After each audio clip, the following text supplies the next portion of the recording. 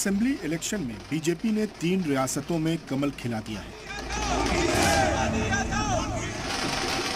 जबरदस्त फतेह के बाद बीजेपी कारकुनान जश्न में डूबे हुए हैं। पार्टी के लीडरान इस जीत का सेहरा पीएम मोदी के सर बांध रहे हैं। पार्टी के लीडरान कह रहे हैं कि ये जीत तो झांकी है, असली तस्वीर तो 24 में दिखना बाकी है।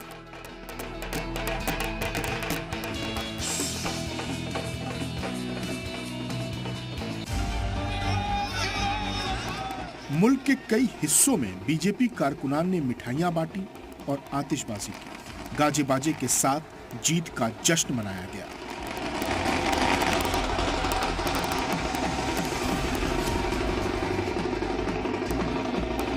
मध्य प्रदेश में इलेक्शन शुरू होने से पहले और उसके बाद भी सीएम शिवराज सिंह चौहान की विदाई के दावे हो रहे थे। ये साफ हो गया था कि खवातीन बीजेपी की पोशीदा वोटर हैं और ये बात मध्य प्रदेश के चुनाव में भी साबित हुई।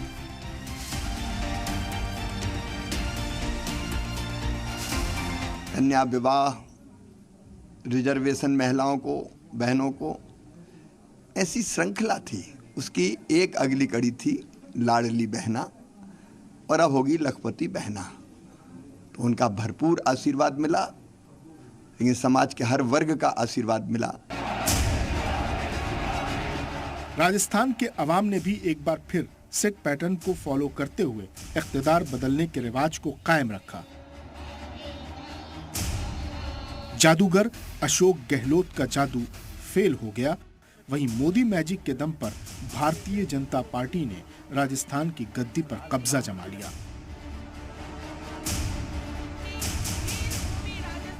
मध्य प्रदेश की ही तरह राजस्थान में भी बीजेपी ने सीएम के लिए किसी चेहरे का ऐलान नहीं किया और पीएम मोदी को आगे रखते हुए वोट मांगे। राजस्थान के चुनाव में हिंदुत्व कार्ड भी खूब चला। वहीं राजस्थान में कांग्रेस की शिकस्त की सबसे बड़ी वजह उसकी आपसी कलह भी है। आजकल राजस्थान की लाल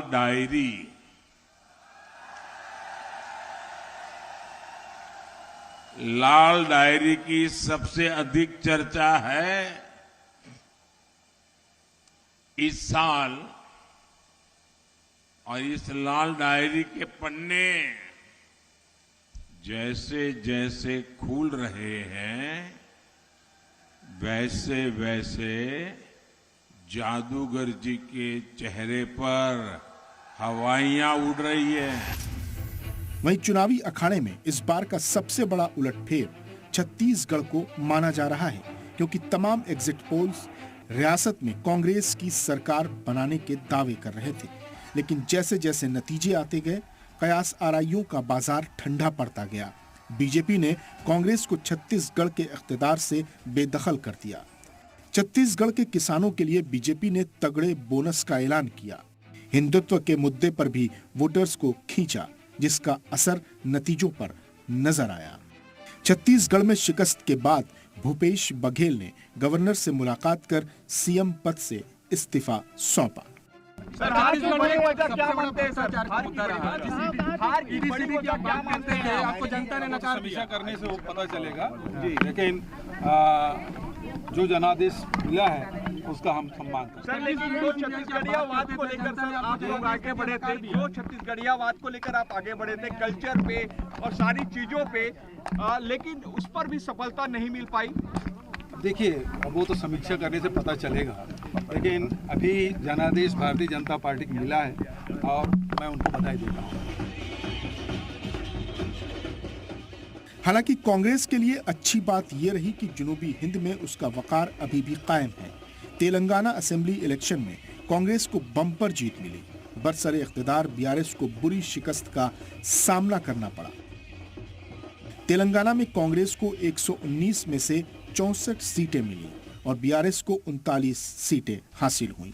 असदुद्दीन ओवैसी की पार्टी एआईएमआईएम को 7 सीटों पर ही मुतमईन होना पड़ा, जिसके लिए कांग्रेस के एमपी राहुल गांधी ने मध्य प्रदेश, राजस्थान, छत्तीसगढ़ और तेलंगाना के अवाम का शुक्रिया अदा किया। वहीं तेलंगाना में बीजेपी को 8 सीटें भले ही मिली हों, लेकिन इसे बीजेपी अपनी बड़ी जीत मान रही है, क्योंकि 2018 में बीजेपी को यहां सिर्फ एक ही सीट मिली थी। भारत माता की आवाज तेलंगाना तक पहुंचनी चाहिए। भारत माता की, भारत माता की। आज की विजय ऐतिहासिक है, अभूतपूर्व है। हालांकि अपोजिशन बीजेपी की इस जीत पर सवाल खड़े कर रहा है। बीएसपी सदर मायावती ने कहा कि ये नतीजे लोगों के गले नहीं उतर रहे हैं, जिससे लोगों में शक पैदा हो रहा है। वहीं शिवसेना लीडर संजय राउत का कहना है कि मुल्क में बैलेट पेपर से इलेक्शन कराने की जरूरत है। इन इलेक्शंस को 2024 का सेमीफाइनल भी माना जा रहा था, जिसके नतीजे देखकर ये कहा जा सकता है कि बीजेपी के हौसले बुलंद हैं।